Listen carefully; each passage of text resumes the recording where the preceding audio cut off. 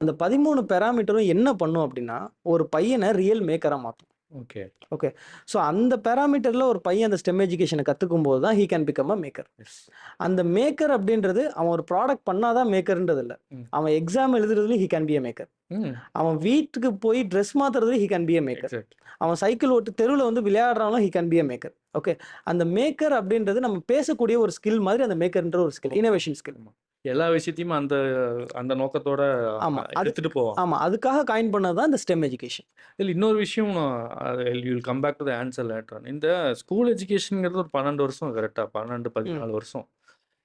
We are spending almost quarter of the life there ம். To be அங்க வந்து இவ்வளோ இம்பாக்ட் கிரியேட் பண்ணணும்னாலே is life will be super good right? ஏன்னா obviously.